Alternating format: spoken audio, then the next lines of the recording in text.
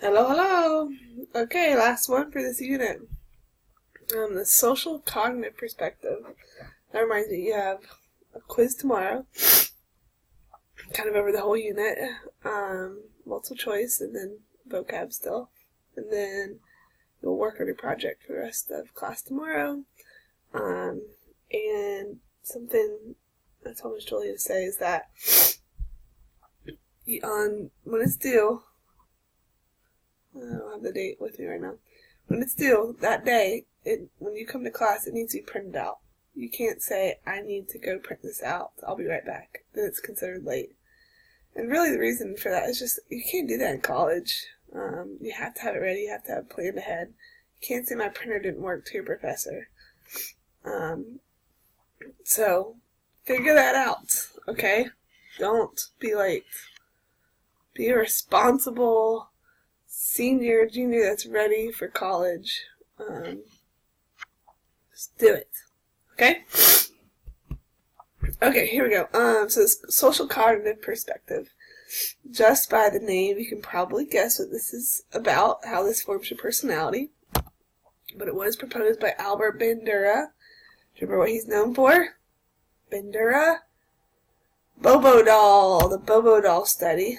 And the Bobo doll study had the conclusion that we learn by observing others, right? So this kind of plays into the social cognitive perspective as well. In general, the perspective focuses on saying that our personality is a result of a person's thinking, that's the cognitive part, and their social context. So there's stuff going on around them, and how they interpret that is a big part of their own personality, which makes sense. Bobo doll, that would be your environment and how you interpret that. So, for example, if you think of Robin Williams, a lot of people were pretty shocked that he committed suicide, but I don't think we really understood what was going on in his thinking. A lot of comedians actually struggle from depression, unfortunately. Okay, alright, do you remember the word linguistic determinism? That's a throwback. It's one of those words you have to remember in May. Linguistic determinism. It's about language. Language influences how we think. It's reciprocal. And our thinking is influenced by our language. So it's that kind of the idea that language and thinking are reciprocal. They both influence each other. So this is similar, okay? So reciprocal determinism, that's your vocab word here. Saying that our personality is influenced by the cyclical aspect of our behavior, our cognition, and our environment. They all kind of influence one another. So for example, if you are somebody who is a risky person and wants to skydive, then there's probably something along with your behavior, your cognition, and your environment that all play a part into that, right? So, into your behavior, learning to bungee jump, okay. Cognition is that you have a risky thought process in your head. Your thoughts about risky activities are exciting. Whereas some people who wouldn't like this, they don't have those same thoughts. Right? And then your environment, maybe your friends are going to, or maybe your parents have gone, or something like that. But they all kind of interact with each other. Okay? Now, I'm going to put this in terms of kind of a shooter, one of the shooting instances we've had lately. But this is Sandy Hook, the guy that shot the kids at the elementary school. So, behavior is he shot, or he collected guns, right? Actually, I don't think they were his. I think they were his mom's. Collected guns. He knew how to shoot them. Okay, cognition is he had a lot of mental disorders, or issues. He had Asperger's as well, which is kind of an inability to understand emotion. And then environmental factors is or that his mom had guns and went to a gun range and maybe he accompanied her or something like that. And now it's not just one of these, it's all of these things kind of determining the others. Okay. So that's really the social cognitive perspective. All these things can have an impact on you. Okay? Now, some of these things that we're going to talk about are not necessarily fit under this umbrella, but do you remember the dog study of learned helplessness? How these dogs were chained, and then afterward, and they were shocked, remember that? And then after the chains were off, they were shocked. What'd they do? They just kind of cowered and stayed there, right?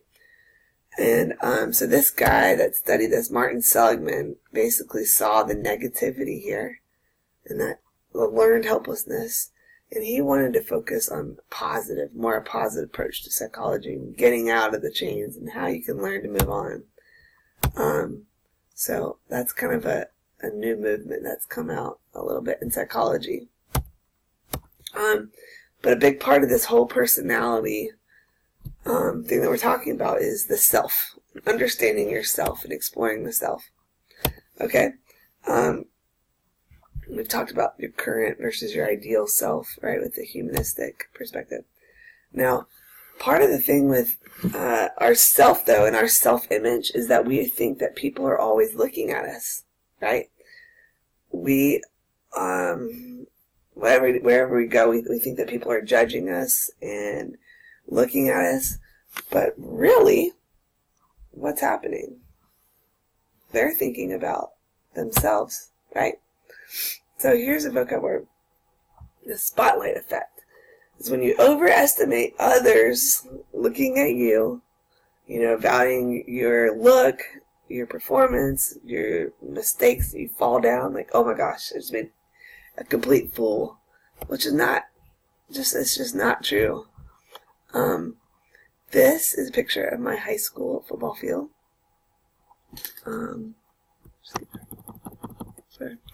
Okay, and in order to come to the games, okay, you had to walk in front of everybody down here, and kind of had to look awkwardly for your friends as you were looking up. And I remember thinking, oh my gosh, this is like a stage. You're walking across a runway, and everybody's staring at you. Guess what? No, they're not. They're talking to their friends. They're worried about how they look. They might see you. But we overestimate the amount that they actually look at us. And I think this is even greater in high school. Maybe middle school too. Okay? Alright, another word. Self-efficacy. Self-efficacy. This is not self-esteem, okay? I want you to remember this. It's not self-esteem. Self-efficacy is one's belief in their ability to complete a task and to reach a goal. Okay, now is it tied to self-esteem? Yes, it is. But it's how well I think I can complete something. So let's say you start off the year, or even right now, okay? How well do you think you're going to do an AP test? Can you reach that goal? Can you get, I'm giving myself a 5, and how well do I think I can do that, right? So even in this picture, or this cartoon there, this limb, my brain has been damaged, so it's stupid. It's impossible for me to pass Chinese. That he has a low self-efficacy. Now, is it important to have goals that are attainable? Yes, of course. But okay, so random things. Have you ever gone on a diet? This is high schoolers. It's not important. It's not really, whatever. It's usually later in life, okay, when your metabolism slows down. Alright, but somebody's ability, they say, I want to go on a diet, I want to lose 15 pounds. How well do they think they can do it? Or in their head, are they really already doubting themselves? Right? You got a goal of a certain grade, and you said, I'm going to do it no matter what. I believe I can do it. Right? So people with higher self-efficacy are more likely to complete a task when it gets hard. And that makes sense, right?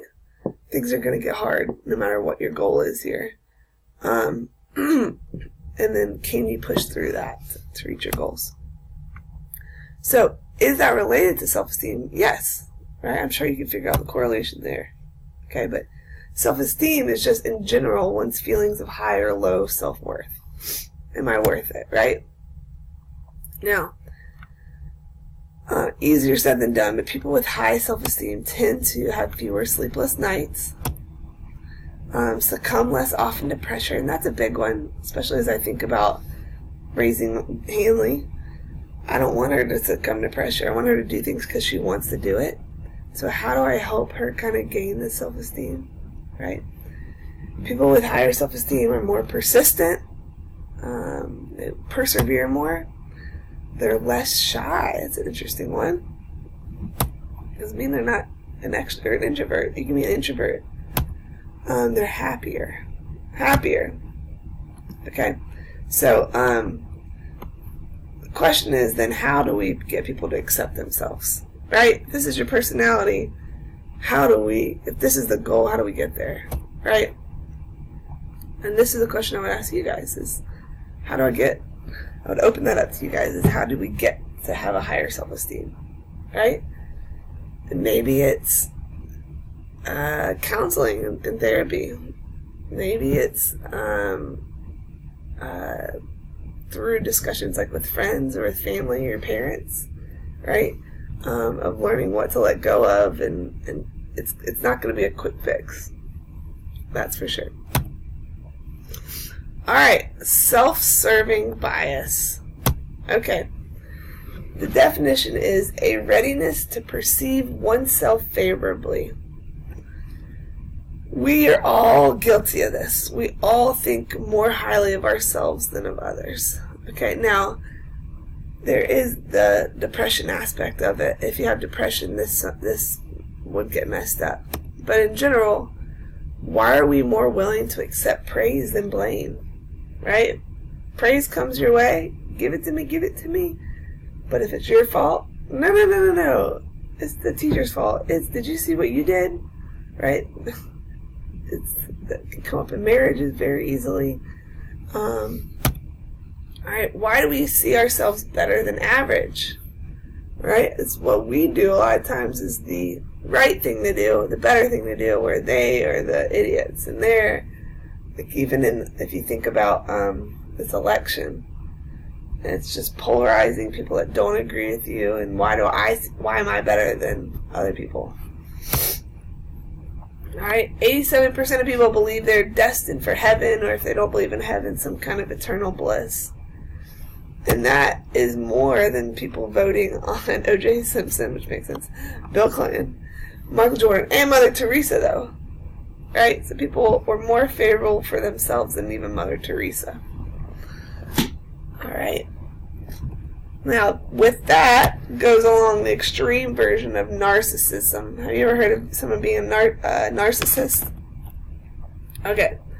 If you're a narcissist, you have excessive love for yourself. You're very absorbed in yourself. Okay? Now, just looking at this picture here, that's probably a narcissist, right? Kanye, probably a narcissist, right? Trump, I don't know him personally, and I know there are a lot of feelings about him, but does he feel extreme love for himself? Yeah, maybe, right? Okay. Now, what else can influence us? Obviously, your environment, your culture, right? It's going to be a huge part. How the heck do you define a culture? That's one of those difficult words, but it's kind of a lot of things. It's behaviors that are in the group, ideas, attitudes, values, traditions that are passed down. The picture on the right, I am from North Carolina, and we don't have great football. Like Carolina and Duke and Wake. I guess there's App State. It's good football. I come down here, and like the world is football. The world is football. In North Carolina, we're basketball. Or women's soccer. What up? The ACC. SEC like rules everything down here in football and blah, blah, blah, blah, blah. And Roll Tide and War Eagle and whatever. So that's a culture, right? That's definitely a value shared by the South. Not everybody. Okay, and a big part of culture are norms. What's a norm? Alright, a norm is basically an unwritten rule, right, in society. And in cultures, different cultures have different norms, right? It's not written down, but it's a pretty accepted practice. Right? Normally what I like to do is I like to have you guys act out what would be someone violating the norm of personal space. You know you've had it. People walk up to you and they stand too close and it's just like, this is not normal, right? Punctual. Some cultures are more punctual than others. Stereotypically, the Latino culture is a little bit late. Greeting one another. Ours is, what's up, what's up, what's up? That's what you do, right? No. Whereas other cultures, kiss you on your cheek, that kind of thing. Taking off shoes in your house. Alright. So yeah, I already said that, right? There's just a picture of men holding hands in Saudi Arabia is the norm, but not in American culture. So with George Bush there. Now, has culture changed over time? Yes, and always will. In good ways. People are getting married later. That's a good thing, especially if you think about originally they're getting married at like age 15. Right? So more mature, more economic independence. How does it change? Women are becoming more independent. Minority groups have more rights. Right? Alright, in bad ways. How's our culture changed? Is it just a couple? Our divorce rate, we talked about that already, has doubled. Triple rate of teen suicide, which is really scary. Right? And depression rates have risen too. Alright. I want you to think about this. You know what? We might have a visitor.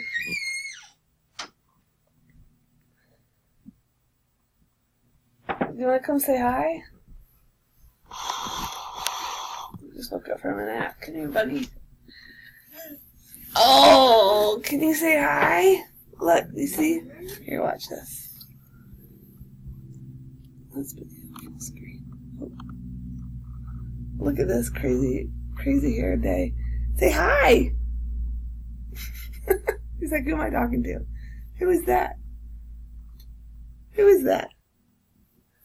Who is that, Napper? You want to help me do the rest of my lecture? You do? Okay, cool. Alright. Let's go back to this. Alright. Here, I need to look up something. Okay. There we are. Do you see us? Alright, so a family moves into this apartment here. Okay? Okay. Cool. Alright, there's a mother, a father, 2 daughters. The ages are 2 and 15. And the 2 sons, ages 6 and 9, have recently moved into this apartment. Yeah, that's us. How old are you? You're 2? Okay. So a 2-year-old, a 15-year-old girl, and 2 sons, 6 and 9. Where should everybody sleep? Alright, where should they sleep? So I want you to figure out, you to figure out where everybody should sleep. Dada. Yeah. Lesbian.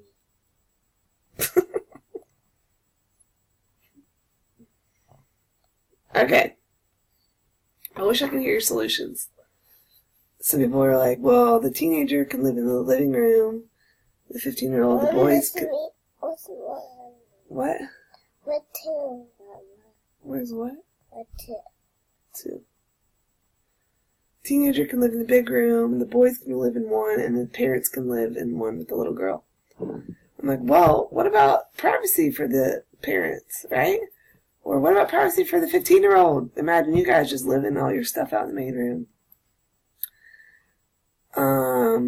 anyway, what ends up happening is kind of a discussion about privacy and who should get to be where, and it's definitely a cultural issue because some cultures would say there's no problem at all. I see two easy solutions. Okay? Those solutions are everybody's in one room on a mat, while the other room is kind of the office. Okay? It's a very collective kind of idea there. The other idea is that all the boys are in one room and all the girls are in the other room. Very gender kind of divided. But again, this is just a kind of representation of culture and norms being different. Okay? Now, there's two big types of cultures: an individualist culture versus a collectivist culture. Okay? An individualist is a culture that nurtures the me, the individuals, the personal identities of people. Okay? What kind of countries do you think are individualist? United States and a lot of European countries are very individualist. If you think about like careers and goals are very me-centered. Okay? Whereas collectivist is basically the group. The group identity is favored over the individual. The group is more important than the me. Okay? What countries do you think are there? A lot of Asian countries and some African countries as well. Okay? Okay, so you have this chart. And we're going to see if you can kind of fill it out with me. Alright, so these are just kind of values. So the value of the self. In a collectivist culture, you are interdependent, meaning you depend on one another. Whereas in individualist culture, you care about yourself. You're independent, right? Even in families, children are very independent, right? Even in their immediate families. Whereas a collectivist culture, you a lot of the times have not just your immediate family, but extended family being kind of important and together. Alright, your life task is, in an individualist, discover and express one's uniqueness. And you guys are taught that at an early age. You do you, right? You do you. You figure out what job best suits you. What are you interested in? And that's a big reason why today, in America, we hop jobs so often. Like, I think by age 40, you've had like 5 different jobs or something like that. Okay, what about in a collectivist culture? What kind of life task? It's whatever is for the group, right? You perform your role. What does your family need? What does your town need? You fit in, right? Okay, what matters in a collectivist culture over here? It says us, right? Your group goals, family duty. What matters individualist? Me, right? Personal achievement. If my rights aren't met, then I'm going to protest and blah, blah, blah, and there's not as much protesting in, like, African countries. Not all. Okay, so typical. I'm almost done. I want you to sit. You want to sit with me? Okay, I'm almost done. Alright. If things don't go well, how do you cope? Alright, if you're an individualist culture, you cope by changing reality. You fix things. You fix them. Whereas in a collectivist culture, you don't fix the problem. You fix you, right? You are the one that has to accommodate to reality. Okay? You. Say you. You. You. Alright. Morals. Morals in a collectivist culture are defined by the group. Right? Right. But in an individualist culture, morals are defined by you. You. By me. Right? Defined by individuals. If I don't think it's moral, then I don't have to do it. Right? Okay, relationships. This is an interesting one, I think. In an individualist culture, you go through a lot. You're looking for love. passion, whatever it is to fulfill you, right? But in a collectivist culture, right, there's not as many. They last longer. Harmony is important. Even just like family and close friends are important. Where here we kind of roll through different people, unfortunately. All right, last one. Attributing behavior. Look at their typo there. In a collectivist culture, behavior reflects social norms, right? And then behavior here reflects one's own personality. Hey, Hanley, which one do you think has a higher divorce rate? This one. Yeah, that one. The individualist. That's right. Good job. I'm good now. Okay. Alright, so just kind of wrap that up. I just said that, so I'm going to repeat it.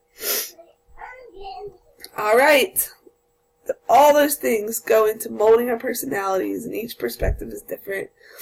And I don't think one's right or wrong. I think all these help determine our personality. Alright, that's it. Peace.